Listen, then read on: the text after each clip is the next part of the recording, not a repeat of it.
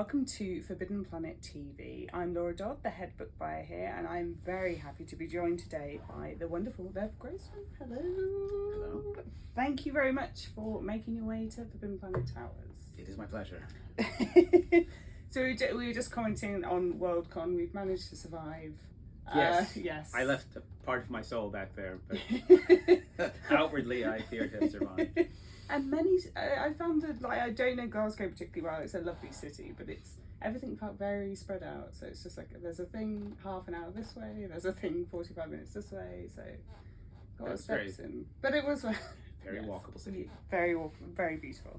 But yes, so we're here today to talk about the wonderful new book, Bright Sword. And we're just obviously delighted on the covers. I bet you're really happy with how beautiful. I love this cover. It was we fought a minor war within within the publishing house about this cover, but I think that we got a good outcome. And I will point out that on the American version of the cover, there's no hand here. Instead, the sword is just hovering above the water. Okay. And I said, I feel like it's part of the Arthurian, ethos that there should be a hand coming out of the water. But they had a design rule about disembodied body parts where they wouldn't put just a hand on there, so they declined to put a hand on there. So when it came to the UK, I asked them to put a hand on there, and they sure did. I love the way it looks. And they did. That's quite funny. You could go, I suppose, when you do like US events, you could draw a hand on, but it's going to take some time. It's such a good idea. It's just like, just wait, just doodle a hand. So I became very familiar with The Magicians and the wonderful kind of TV series that initially was very difficult to try and watch on UK TV, but we all kind of found a way. We all found a way to catch up with it. I'm so excited about the new book. So what can you tell everyone out there about Bright Sword? Well, it's surprising how bad I am at this, considering that it's part of my job to say what my book's about. It's a King Arthur story, and I suppose what separates it from a lot of books in this genre is that it begins with Arthur's death, or in moments after Arthur's death.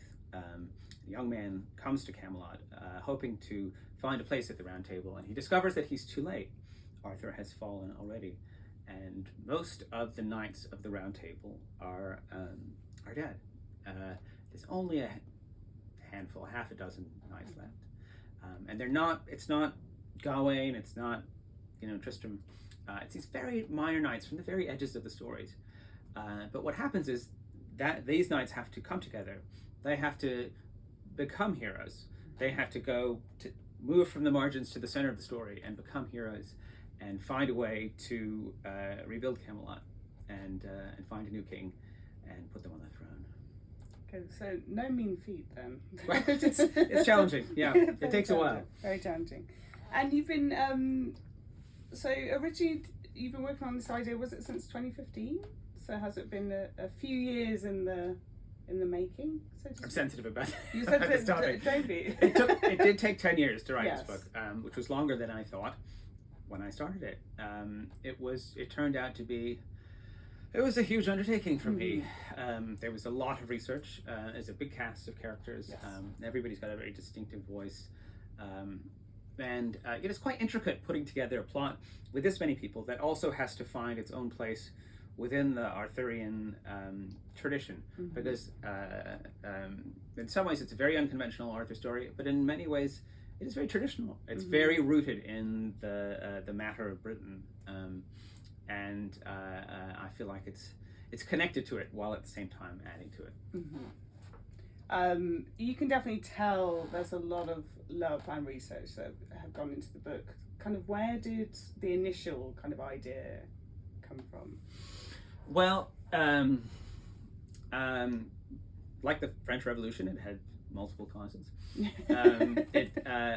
I have always loved retellings that change the point of view, like Wide Sargasso Sea, where it's Jane Eyre, but it's from the point of view of the woman in the attic. Rosencrantz and Guildenstern are dead, where they take the tiniest characters from Hamlet and retell the whole story from their point of view. I've always loved that idea, and at the same time, when you're thinking about Arthur, you're looking for a blank space on the Arthurian map. When T.H. White wrote The Once and Future King, he did something amazing, which is he told the story of the childhood of King Arthur. Nobody had ever told that story before. All that stuff about Merlin tutoring him and changing him into different animals, White made that up. And it made me want to think about where the other blank spaces were. And of course, the world after his death, this sort of broken, darkened world where the sun around which everything orbited has gone out. It has not been much written about. And at first it seemed like a really bad idea to write a King Arthur novel with no King Arthur in it. But I realized there was this wonderful opportunity to take these tiny characters and make them the heroes for the very first time and tell their stories, which have really never been told before, even though we've been telling stories about King Arthur for more than 1,000 years. And then it became, the structure became more interesting when I realized that I needed to move back and forth between the age of Arthur, with Arthur alive, and retell the major events in his life, and kind of reinterpret the story of his fall, while at the same time, in parallel, telling that story about how the survivors are finding a way forward after his death. And you've managed in the book, which again is amazing to read, that there's such darkness in some of the origins of King Arthur, and even where King Arthur came from, like how he came to be, and to kind of, I suppose, balance that with some lightness and some kind of hope. Like, how difficult was that? That's precisely it, though. It is very dark. It is very dark. As I was writing it, I was thinking how similar Arthur's story is, in a way, to Harry Potter's. Here's this guy, grows up an orphan, comes of age, suddenly discovers that his parents were super special, and he's super special and famous and has this amazing life ahead of him. But when he looks back he digs deeper into this new identity that he has, he realizes that he came from a very dark place, and his origin, the way that he came to be, was actually a real atrocity. And he spends his life, one of the things he has to do is cope with and understand that legacy of violence that he has with him. And the other part is, traditionally, Arthur's stories end with his death, and it's one of the greatest tragedies ever written, and you're left feeling this sense of mourning for everything that's been lost and passed away and that will never come again. And that, I think, that happens in The Bright Sword, but also when you sort of keep the cameras rolling and look at what happens following that, you are looking at some people who are forced. They're looking backwards at what they lost, but they also have to look ahead. They have to find a way to survive in what amounts to a post-apocalyptic world, where it doesn't seem like there is a way forward, but they have to find one. And there's a definite kind of, I suppose, what makes you kind of root more for Collum as well as kind of the main protagonist, is because it's that human element, isn't it? That kind of searching for hope, and even just thinking about things that have been popular at the moment, even series like The Boys, where you have kind of the normal people going up against these superheroes and kind of putting their lives on the line. Like, I know obviously The Boys is no, also very dark. Definitely. I mean, I love a found family. Yes, it's it's a trope that I will never let go of. I love these groups, these very odd groups of people who come together and yet find a way to connect to each other, and actually find the family that their family of origin wasn't really. They've come from these broken families, and they build a new one. Love that story. Yeah. And then also there is this thing, a very Arthurian thing, which is that striving to be better than you thought you were. All the knights are doing it in that Arthur story. They're striving for the Grail, which is this ideal of perfection, and they know, except for Galahad, they know that they probably are not going to be able to attain it, but they can't stop this sort of quest that they have to become better than they are. And again, that's the story of these people who were pushed to the edges of the story their whole lives, and now finally it becomes about them, and they have to learn to be heroes. Yeah, it's so interesting. I suppose that there's an element that we all kind of like would like to think that we'll be a hero at some point in some little way. So it's quite nice to kind of read that very human journey, very human kind of I think stuff, you are. so. I think you are a hero. I think we're the heroes of our own lives. I strongly believe that.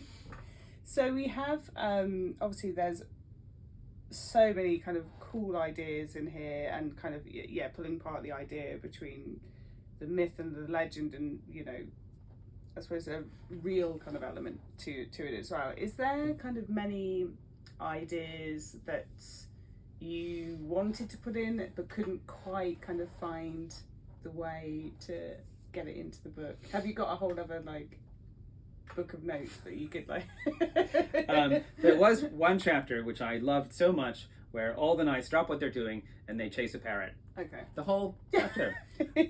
Somehow my editor felt that it was extraneous and didn't advance the story in any way, and so I took out the parrot chapter. So I missed that. Okay.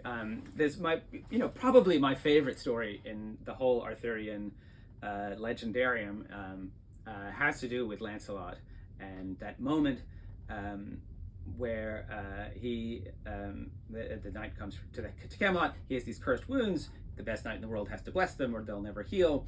And Lancelot, everybody tries and they fail, and everybody's just kind of sitting there like, Lancelot, come on. I mean, this is why he's here. We've done our thing now. Would you please? And Lancelot knows that he is a sinner. He knows that he's imperfect, and that he's going to try and fail, and the humiliation of it is too much for him. But then he does try, and God, in this, through his mercy, allows Lancelot to perform one last miracle. It's just so incredibly moving. I can't believe I told that story without crying. You were almost. And yet, it's one of those things. There's always things that you fail to shoehorn into the book. I love that story, but it's not in the Bright Sword. No. It's an amazing story. Yeah. You could read The Once and Future King. Yes. It is in there. Yes. Yeah. So it almost seems sacrilege to kind of ask, but sometimes people will have a favourite character. Do you have a favourite character to write? Like, who was the most fun to write, would you say? It is sacrilege. I love a bit of sacrilege. And actually, there is an answer to that, because all the knights, they have their voices, and some. This book took me a long time to write, and one of the reasons is some of the voices came right away, and others it took them so long to speak. And probably the one that came first was Sir Palomides. Palomides, it depends how much of an Arthur obsessive you are, but he is a Muslim. He's the Saracen knight, and he is mostly used as comic relief because he is in love with Isolde of Tristram, and Isolde loves Tristram. Palomides is always stumbling around after them, trying to get her attention, and it's really kind of sad, really. And I felt that we needed to explain, who is this man? How did he come to Britain? Because he wasn't born here. What is he doing here? And what is it like for him to go through this? Because I'm sure it's not that funny for him. And he, as an outsider to this world, must see it in a different way that is quite fascinating. And I found that was the case, in part because Palomides comes from, he's from Baghdad. During the early Middle Ages, Baghdad and the rest of that area were very far advanced compared to Europe. They had mathematics and astronomy and surgery and philosophy that people in Europe, and especially Britain, just simply could not conceive of. Mm-hmm. It was like in Star Trek where they land at the planet doesn't have spaceflight yet. Palomides lands in Britain and he looks around and everyone looks like a barbarian to him, and he knows all the stuff that they don't know, and he can't help looking down on them a little bit. He's a really nice guy, but at the same time he's just, guys, come on, pull it together. And he thinks, okay, well, yeah, it's time to go. And then he falls in love with Isolde, and he can't leave this savage country where he has pitched up. And he's a marvelous observer because he's an outsider and he's totally brilliant. For some reason, it was maybe because he's a great way in for the reader and the writer to this world that we're not part of. I found it very easy to write his story. Others less so. Yeah, he's definitely one of my favourites as well. So yeah, it's always kind of, I wonder what he thinks for this kind of element, which is great. So talking about obviously the very diverse range of characters. So we're seeing some great strides in fantasy, and just thinking of like Damsel that obviously recently came out, and kind of looking at the knight and the girl saving herself kind of thing, yeah. Which is a great thing to read. And also things like Lex Crouch's Arthurian retelling from last year, which was just wonderful. How important is it to have that diverse range, because they are wonderful to read? It is hugely important, partly because it's just such an opportunity. Again, there are these stories that have never been told before, for all the time that we have spent telling King Arthur stories. What is it like to be gay and on the Round Table? Mm-hmm. Because surely there are gay knights, and yet they have to conceal this sense of who they are, and they're having so many emotions that they cannot express. I often think about the fact T.H. White, who was kind of my first obsession in the Arthur tradition. He was gay, Mm-hmm. but that was an experience, it was a part of his life that he could not write about because the world wasn't ready to hear about gay knights. I think they're ready. Yes, they're definitely ready now.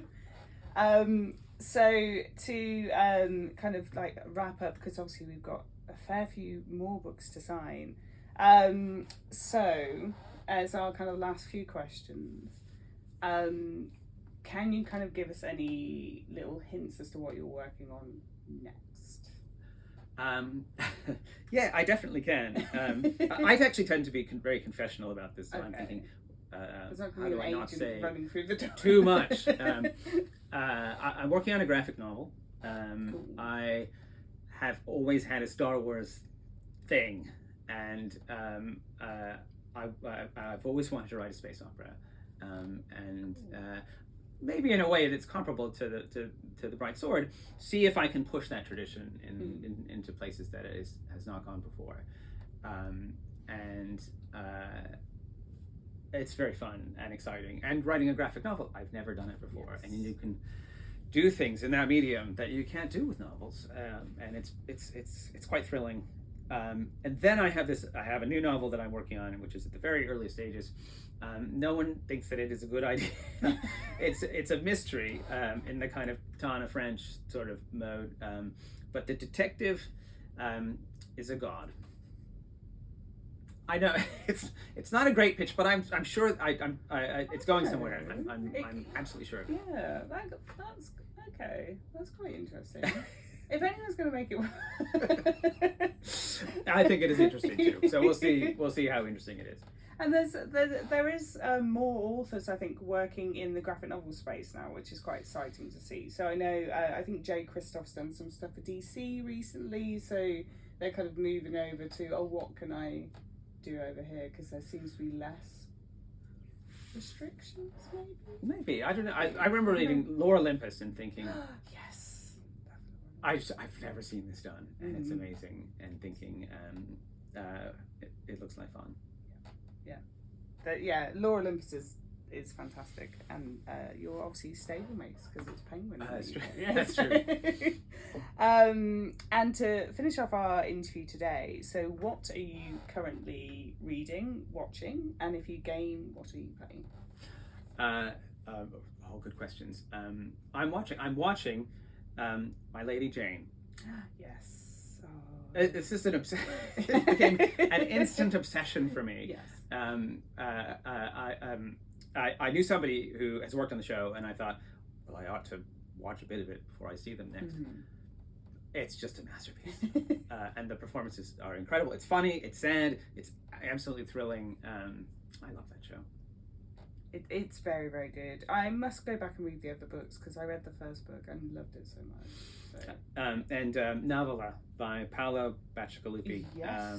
And to say that it is an epic fantasy falls quite far short of what it really is, which is this amazing court intrigue story in a kind of an Italian Renaissance world, but that has dragons in it. It's marvelous. What's not to love? God, dragons.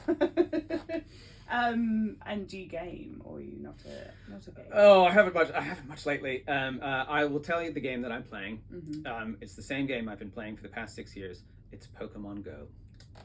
As I travel the world, I collect Pokemon on my phone. That's what I do. It's exercise and it's a game, so yeah, it's perfect. It's perfect. Pokemon never ages, like, so nothing wrong. Just gets better. Just get better. The fact that I find it quite funny that Ash has finally kind of come to the end of his journey, and if you think about how long, it's quite an epic journey that he's been on for real 20 plus years. Passing of the torch. Yes. Yeah. So Godspeed, Ash. Godspeed. Well, thank you, Lev, so much for joining us today. And yes, we'll soon have signed copies available for everyone at home to pre-order, and check out any of our stores to grab a signed copy. And we will see you soon. Bye. If you're enjoying watching Forbidden Planet TV and you're enjoying watching us talk to the world's most interesting and accomplished filmmakers, authors, artists, musicians, creators, subscribe right here. See you soon.